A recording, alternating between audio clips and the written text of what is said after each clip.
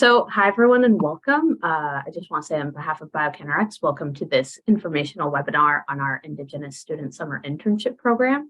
And I just kind of want to hand it over to Ali from Indspire to give some opening remarks. Bonjour, Ani. Hello, Miigwech. Thank you for joining us to learn about Inspire's Rivers to Success Mentoring Indigenous Students Program, Careers in Cancer Research. And our R2S Success team is partnering up with our friends at BioCanRx for this information session on their Indigenous Summer Student Internship Program. Ali Indigenous, Gitiganzibi and Donjaba, Niagara Falls and Da, Wabajushan Dodem, and Gitchiganandam Gibujayak Monpi. I'm Ali Darnay from Garden River First Nation. I live in Niagara Falls, Ontario. I'm a Martin Clan member and the mental health project manager here at Inspire. I'm happy you've all come here today.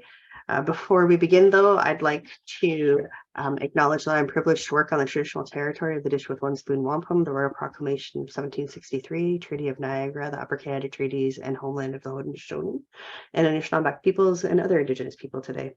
As we connect in a virtual world, I'd also like to acknowledge our spread across Turtle Island and Miigwech to all Indigenous territories where we work and live. We're here to support Indigenous youth and post-secondary students. The Rivers to Success program is a holistic model that fosters the success of Indigenous students and their smooth transition into further education or careers. The program also provides resources to learn more about academic preparedness, mental wellness, physical health, and building stronger connections with Indigenous role models and mentors. And that's where we get to do exciting things with friends like BioCanRx. The Rivers to Success program is designed for Indigenous students. We're here to help you get the most out of your educational experience as you move towards graduation. I'm looking forward to today's session. Nahau Miigwech Mach Tada, which that is all to say thank you. And let's get started. Sarah, back to you.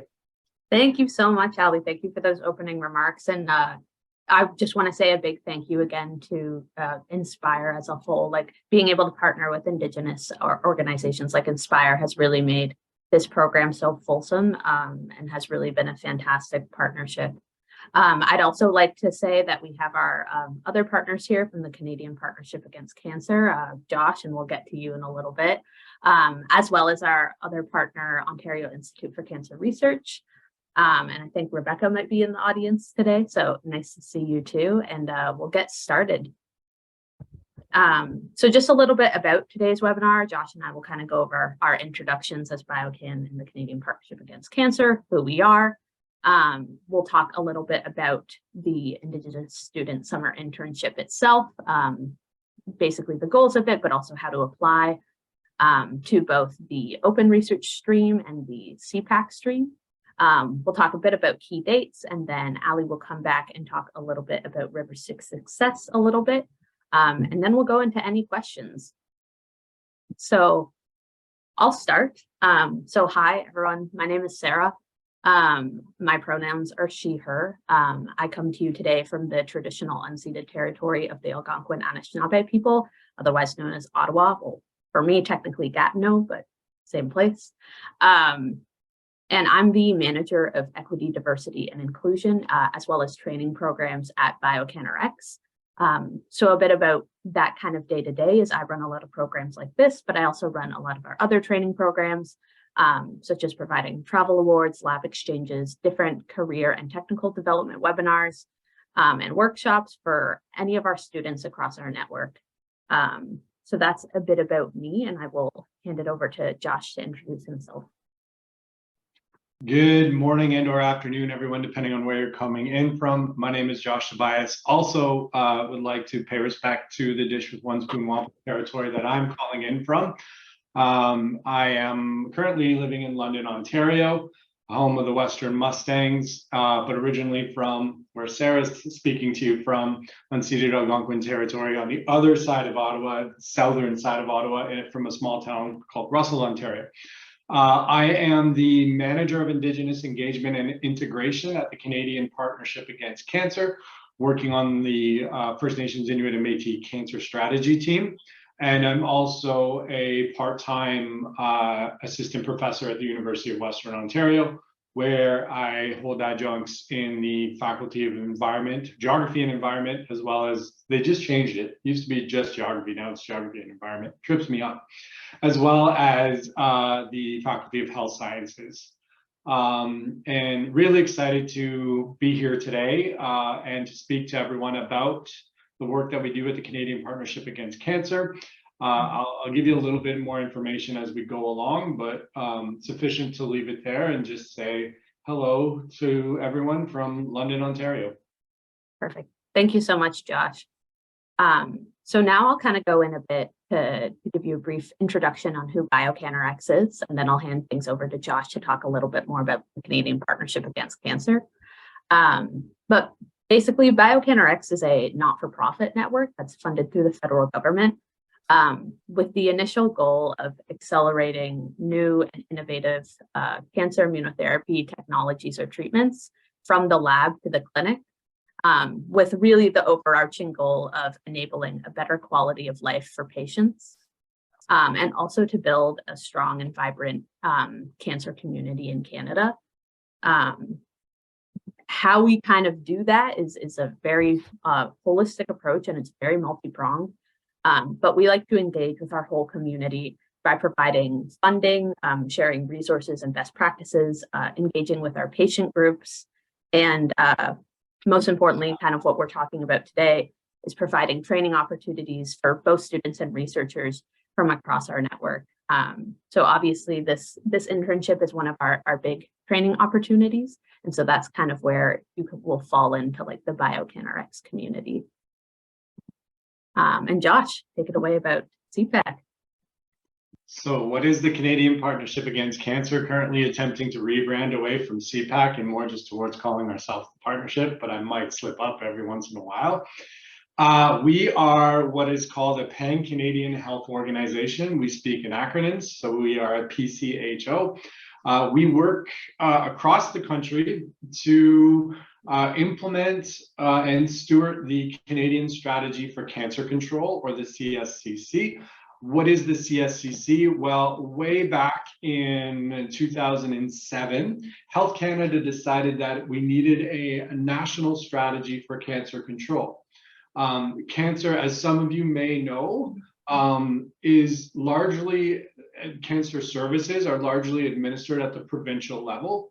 So if you're from Alberta, you kind of go to these hospitals and get services. If you're from Ontario, you know, screening might look a little bit different than if you're from BC. But nonetheless, Health Canada thought that Canada should have a larger strategy to kind of dictate or provide strategic direction to how the cancer system, quote unquote, should operate in the country collectively in a unified way. So in 2007, it created the Canadian Strategy for Cancer Control, and subsequently went, hey, we should create this whole organization that can actually make this work happen, because we don't have a ton of capacity here to do that. And so they created the Canadian Partnership Against Cancer.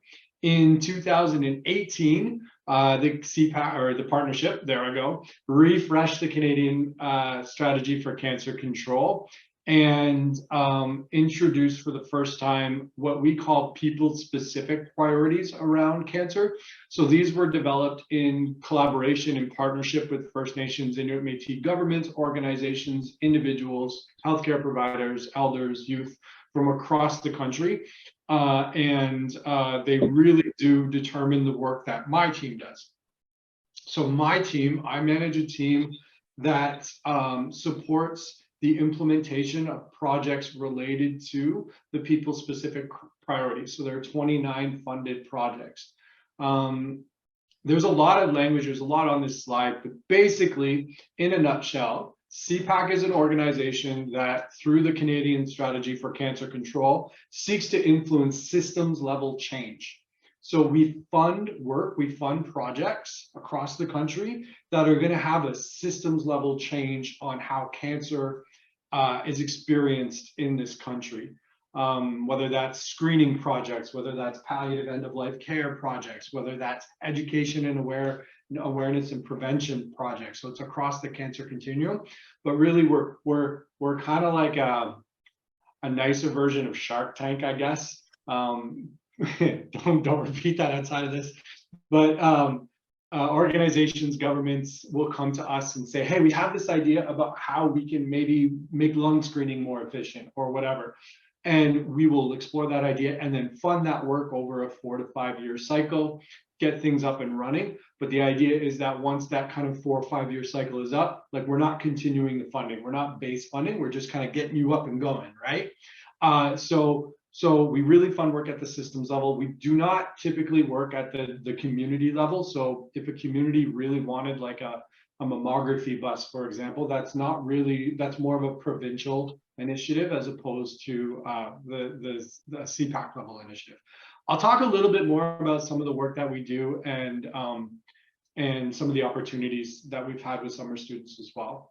But I'll leave the description of the partnership there. If anybody has any questions, do throw a virtual or a real hand up. Don't be shy. If you'd like me to repeat something or if something wasn't clear, please go ahead and just ask. We can do questions at the end as well. Go ahead, Sarah. Do you want me to keep going through these? Or, cool. Yeah, just pause here for a second. So this is the Canadian strategy for cancer control. And when I speak to our application process in a little bit, if you are considering applying with CPAC, which would be awesome, I would encourage you to take a look at the Canadian strategy for cancer control. The only thing that isn't in here that's largely different from what we do now versus what's detailed in here is we have a very public commitment, or we have a very strong commitment to reconciliation in our organization. So in 2015, the TRC, Justice St. Clair, actually wrote CPAC and said, hey, listen up, guys. You should be champions of reconciliation, or ambassadors of reconciliation was actually the term that was used. And we really see you taking action across these 3 key areas. And so that wasn't kind of in this strategy, but we do have a lot of work that we're doing across the organization, not just on the First Nations, Inuit, and Métis team.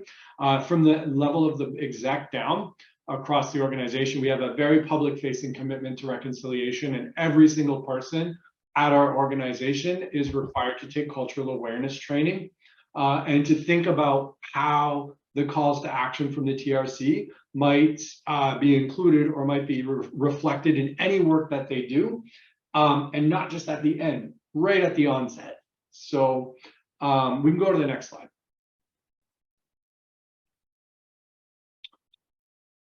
So really, what we do at CPAC is we really seek to reduce the impact of cancer. At the end of the day, we want to reduce the number of people getting cancer. If we don't do that, like, what's the point, right? So that's the main objective of our organization. After that, we want to ensure equitable access to cancer. So there's a saying that I like to use a lot is where you live. Yeah, Ali, I see your comment. I'll speak to it in 2 seconds. So advanced equitable access to cancer, where you live should not determine whether you live. Who you are should not determine what services you get access to as well.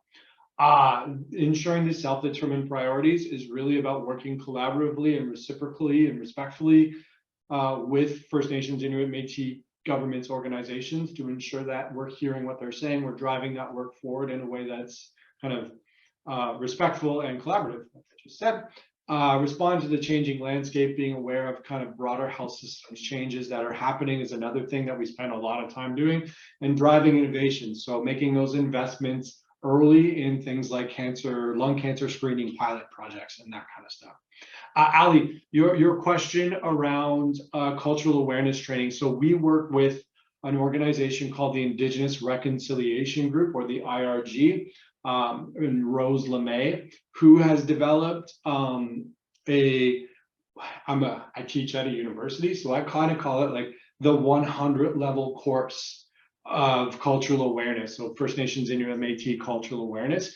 And Rose delivers that course to anyone, and they have to take it within the first 60 days of starting at CPAC. It's part of, like, you take that course, you take your fire safety training course, all of the onboarding courses, your IT course, right? And then, so from there, once everyone has that base level understanding, we have a couple different venues where we go to around what's next. So it's not just you've taken the course and you're done. It's looking at, like, are there other learning opportunities? Are there areas that are more specific to your individual role? So for example, I just took a course on the recruitment and retention of Indigenous employees. So as people managers at my organization, I'm strongly encouraging all people managers, anybody who's responsible for hiring and writing job descriptions and recruitment stuff, to take this course now. So it's an ongoing process. We will have more specialized courses coming out as well. Some very Inuit focused, some Métis focused, and some that will be First Nations focused as well. So yeah, just there's a lot happening around cultural awareness at CPAC, and all of that to say as well, and thank you for bringing this up. One of the things that we strive to do with the summer students is ensure that the organization is a culturally safe place for them to come into. So you will never be asked to speak on behalf of your nation, on behalf of Indigenous people. You're not going to be asked to represent the voice of Indigenous people. You are there at CPAC to learn. You're not there to teach. And so everybody at CPAC knows this, and they know that if it ever happens, they got to deal with this guy. All right. And so you're not coming into an organization to teach anybody anything. You're here to learn. Ali. Oh, is that a hand or a clap? Sorry, my screen's smaller. It was a clap. I'm clapping for you. Thank you. Sarah, we can go to the next slide. So this is just a map because geography. This is just a map of all of the partners that we currently fund. So our current funding cycle ends March 31st of 2023. So in a few short months. And we are kind of landing some planes and taking others off at the same time. So a lot of these partners, for the most part, will be continuing on projects. So they've developed a provincial cancer strategy or a nation-specific cancer strategy, and they'd like to start implementing it. But this is just to show you across the country who we're working with right now as it relates to the three people-specific priorities in the strategy. There may be other partners who are doing First Nations, Inuit, and Métis work that involves First Nations, Inuit, and Métis peoples, but this is the map of, you know, the partners that my team supports. Okay, amazing. Thank you so much, Josh. And again, I'd like to echo what Josh said. If you have any questions about anything that either of us are saying, please feel free to throw it in the chat while we're having this conversation. At this point, I kind of want to talk about the program itself and kind of give you a bit of an overview of the Indigenous Student Summer Internship. So this program started at BioCanRx around two to 3 years ago, but Megan, and please correct me if I'm wrong. And basically we started with this program based on one of our other summer studentship programs, and we created a working group specifically for this program, made up of researchers from our network, but also Indigenous students from our network, to kind of get an idea on what would best suit students for this program. So really the main goals of it are to provide this meaningful hands-on research or policy experience within the cancer field through full-time work placements throughout the summer. As well, we really want to be able to promote and strengthen participation in cancer research and cancer policy work by providing you with networking opportunities, mentorship opportunities, and other training opportunities, whether it be like research-based or policy-based as well. So the program itself is a full-time 14-week research or policy work term that's valued at around $9,000 Canadian. This also has the opportunity, if you have travel, we also offer additional expenses on a case-by-case basis for that as well. Last year, we were able to fund about 5 students, 4 of which were through BioCanRx and 1 through this, the partnership. You're welcome, Josh. And this year, we're also very, very excited that the Ontario Institute for Cancer Research has also come on as a partner, and we'll be able to fund an additional 3 students from the province of Ontario, which is very, very exciting. So basically, students will come in and they will do work from May to August in a lab, but we also have a bunch of other benefits and a bunch of other training opportunities that you'll be able to access through a program like this. So some of those benefits are obviously one, being able to conduct your work term. You'll either do research or policy work, kind of whatever you talk about with your investigator that you might be applying with and what you want to work on. There's also, we'll have networking and community building. We have specific message boards that are just for the students within the program, so they can kind of talk and meet their peers and meet new people in that sort of way.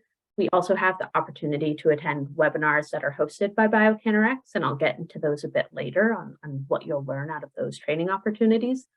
As well, all summer students get an all expenses paid attendance to BioCanRx's Summit for Cancer Immunotherapy, which is a large scientific conference that we host annually. So I'll talk a bit more about that in the upcoming slides as well.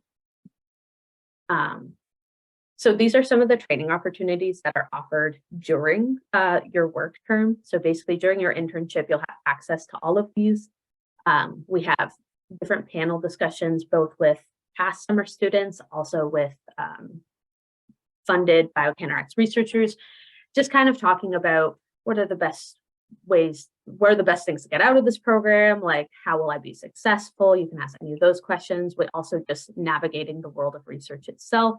If you have any questions about like how to get into certain programs, if you have questions about just like work-life balance, anything like that, we want to make sure that we have those sort of panel discussions. You can ask any of those questions about the world of academia or anything like that.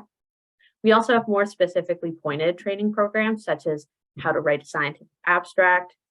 We have a training program on how to visually and orally communicate your research, whether it be through like presentations like this, or whether it be through poster presentations and stuff like that. We have information on Science Communication 101, which is these last 2 we actually just hosted this year for the first time. So Science Communication will really teach you how to talk about your research to a very, very broad audience. And then lastly, we have how to network. And I know BioCanRx, we just hosted our first in-person conference since the pandemic. And so this one was a really big hit. Getting back to being in person and talking to people was really helpful to just give all students and all trainees kind of like a good stepping stone to how to network again back in these like larger conference settings. And lastly, like I said, all summer students get an all expenses paid trip to our Summit for Cancer Immunotherapy. The Summit for CI brings together the whole BioCanRx community to explore the latest progress in specifically cancer immunotherapy research from all different types of perspectives. So we have like the scientific, we have clinical, their industry perspectives. We also have our patient perspective as well, very integrated into our summit. It will feature recognized speakers. We'll have networking and social events. We'll have a trainee development day, which all of you can take a part of, kind of talk about career development, but also technical development, as well as poster presentations, which you would all be able to do, and lots more stuff. It's a pretty big event. And this year it'll be happening in Ottawa, actually at the very beginning of October. So that is a little bit about that. Oh, yes, and I kind of actually brought this up. This is what you'll have the opportunity to do at the summit. So back to the internship a bit. There are 2 separate streams that we call it that you can apply for. So we have what is called the Open Research and Policy stream. That would be through BioCanRx. And then we have a CPAC specific stream, and that's you'd be applying like directly through Josh. And I'll kind of talk about the BioCanRx stream a bit, and then Josh, I'll hand it over to you to talk about the CPAC stream and the application process for that. So for the Open Research and Policy stream through BioCanRx, there are a number of different projects you can do. I know I've brought up a few times the whole idea of cancer immunotherapy research, and it's a very, very big way of saying the research that we really focus on is using the immune system and how it functions to be able to target cancer directly. So this is through like a bunch of different things like cell therapies or vaccines or different viruses. But obviously we have a much broader kind of than just like that very lab specific work, especially for this program. This program is also open to all cancer research. It doesn't necessarily have to be immunotherapy based research.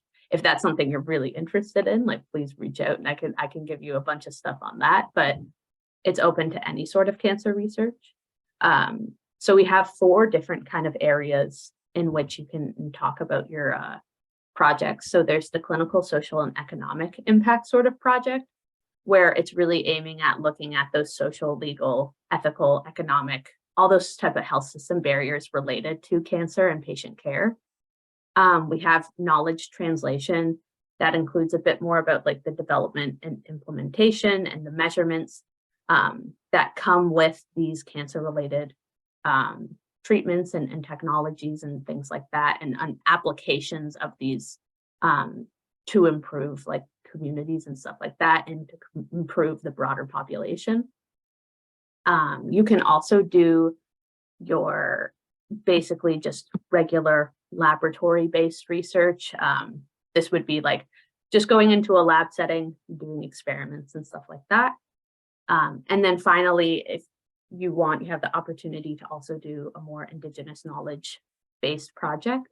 And this would incorporate traditional Indigenous knowledge to study cancer and develop strategies to improve cancer care for Indigenous populations and peoples. So how to apply for this? So, oh, I'm also just getting a chat. Oh, thank you, Megan. Yes, and Megan put in some examples of some open stream projects. So we had 4 students this year. 2 were more of those like lab-based projects. One was looking at specifically CAR T cell therapy, but others were more based in Indigenous knowledge. One of our students out in BC was looking at how the effects of colonialism have affected like the microbiome in Indigenous populations and how that is related to cancer. So very interesting research on every aspect that you can get involved in. So how to apply for the open research and policy stream. There are a few like really important notes that are good to know. So when you're applying for this program, you apply with a supervisor, you complete that form together. So before you think about applying for the program, or while you're thinking about applying for it, it's really, really important to reach out to supervisors to find out what kind of work they're doing, if you might be a good fit for their lab and things like that. Obviously, if you don't know researchers, we are very, very happy to facilitate that sort of matching process. So I would say a big thing is like, if you are interested, reaching out to me afterwards saying, I don't really know anyone, but I'm really interested in this sort of area. This is kind of where I live, and we can help you try to match with specific researchers throughout Canada.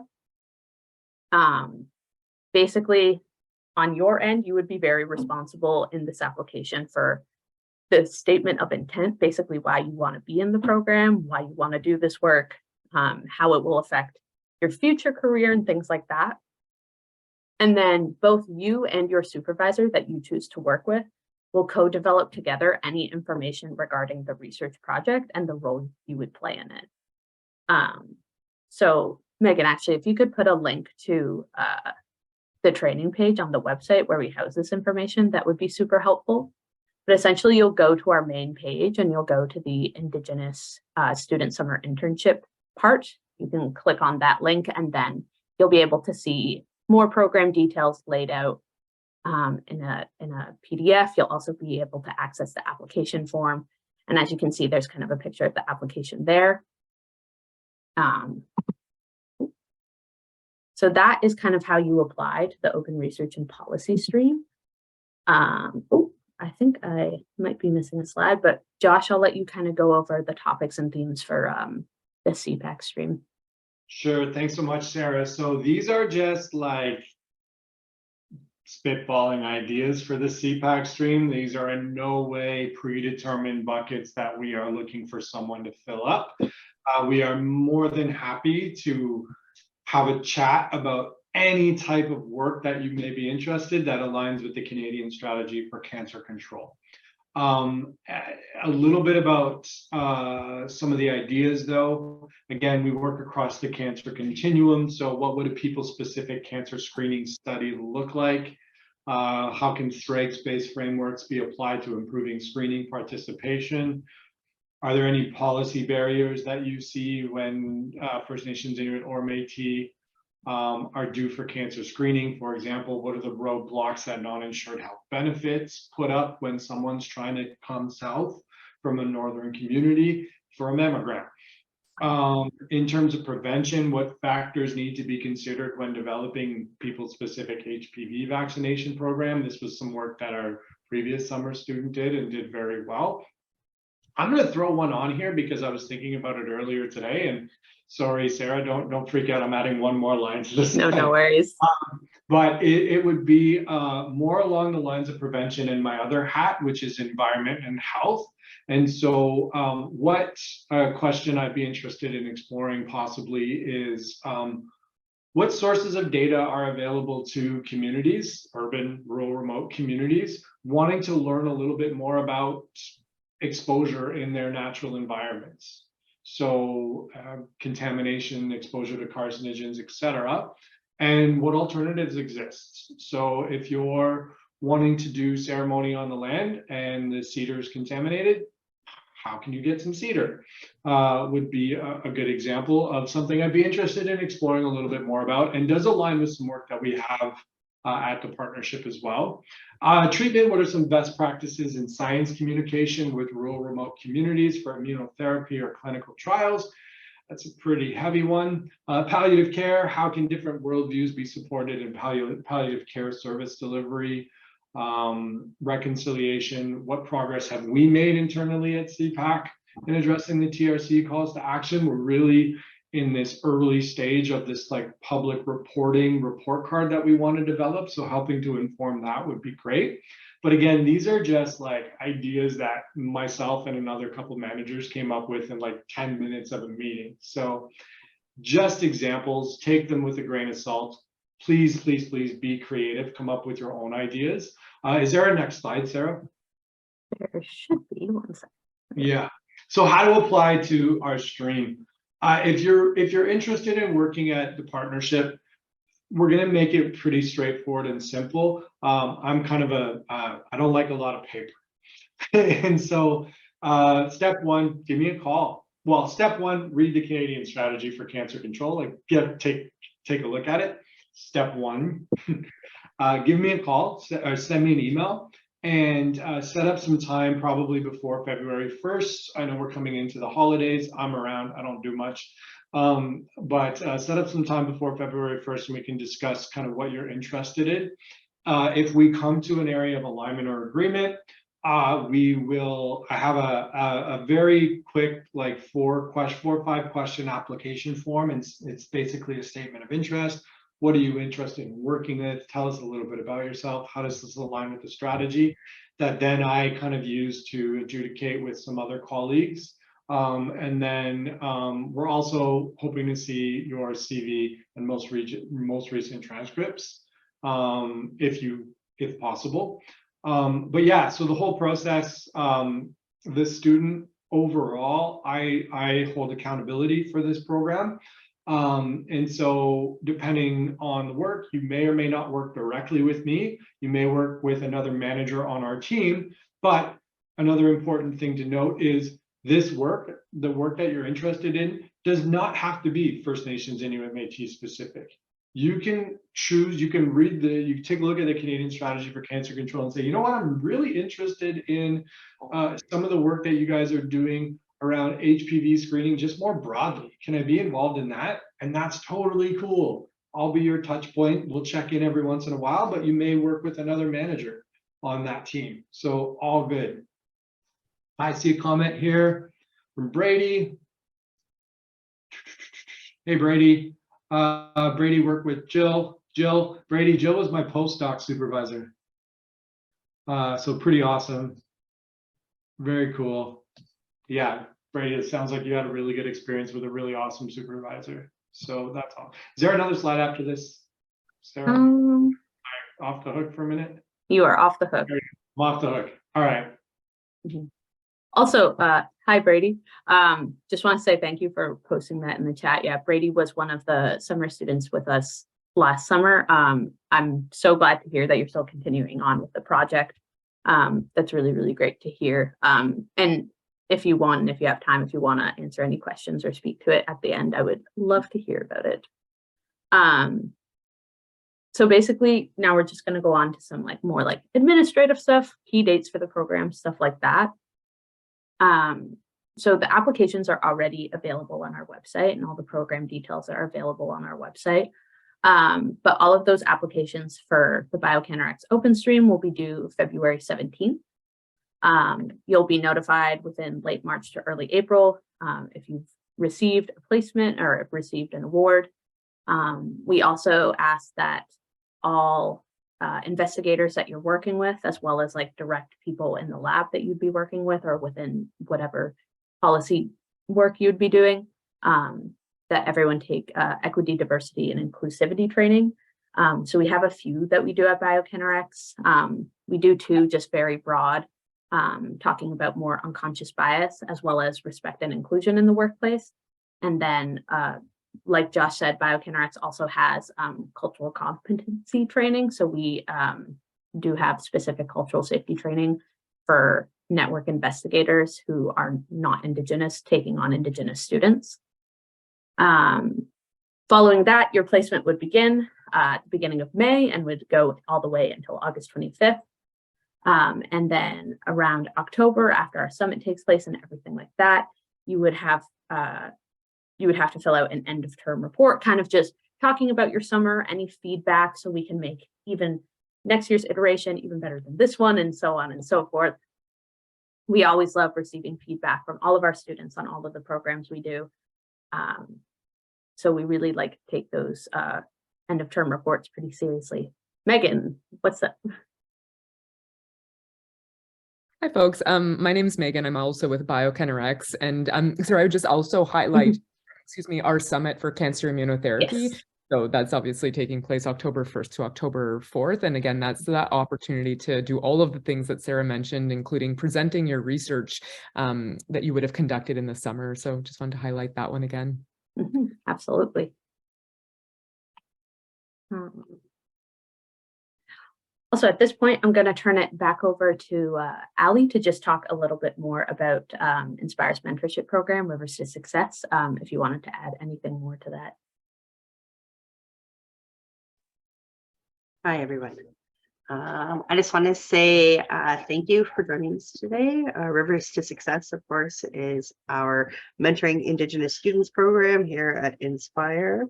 It's a holistic mentorship model that provides you opportunities to engage in a one-on-one mentoring relationship with an Indigenous either post-secondary student or professional.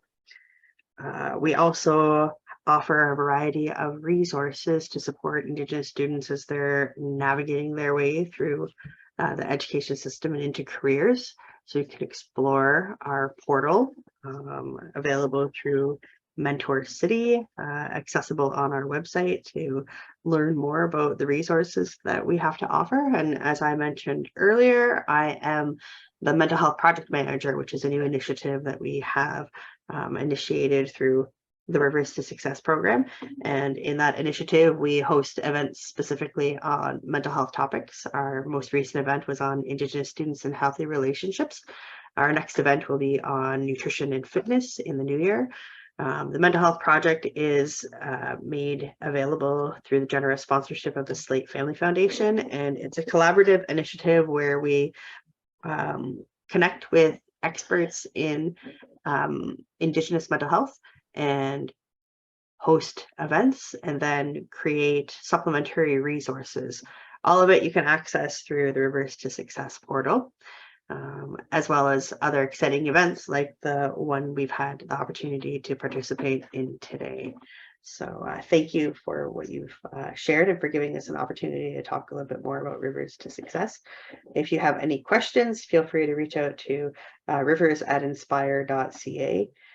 Today, you also have two of our mentorship advocates in the meeting with you, so feel free to reach out to Chelsea or Paige as well. Now, that's it for me. Thank you very much. Thank you so much. Yeah, at this point, we're kind of wrapping up everything you would need to know about the internship. One last thing I want to say is basically just what's here. This is my email.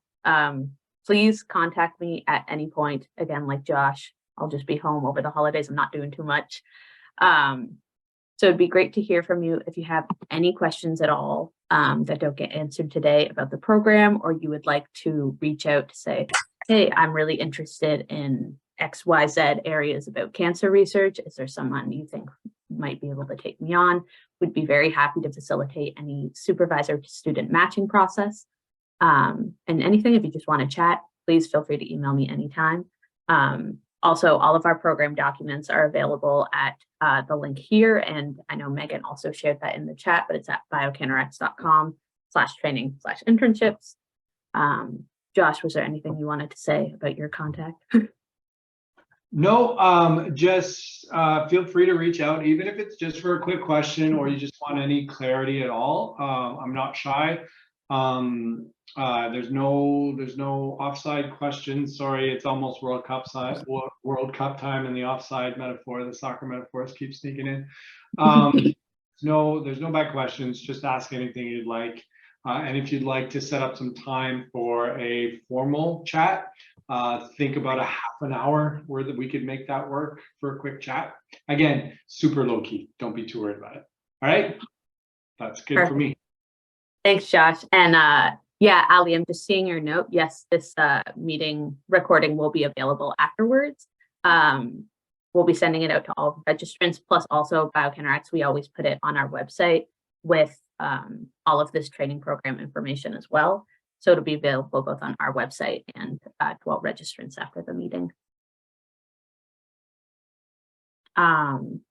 Also, just a little plug, obviously, you can find BioCanRx and the Canadian Partnership Against Cancer on any of the below social media places.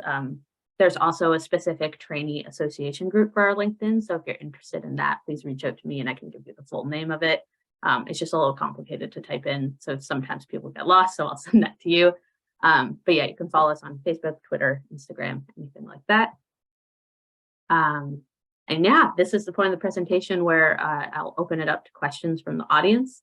But that's it from myself and I think Josh today. So are there any questions?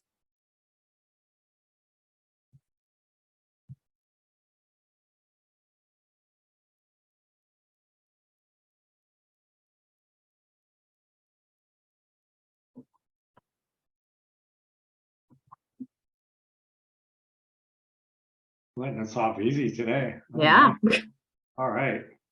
And so then I would just add, again, thanks to Inspire. I know Sarah just to echo what Sarah said at the beginning, I think this is a really great opportunity to get to know your community and to really continue a relationship that we've had for a couple of years now. So thank you guys for having us. Yeah, thank you so much. And again, thank you to also the Canadian Partnership Against Cancer and the Ontario Institute for Cancer Research as well for being partners on this program. But yeah, I think if there are no questions, I will give everyone back a nice 13 minutes of their hour. Thank you all for attending today and hope you have a fantastic rest of your day.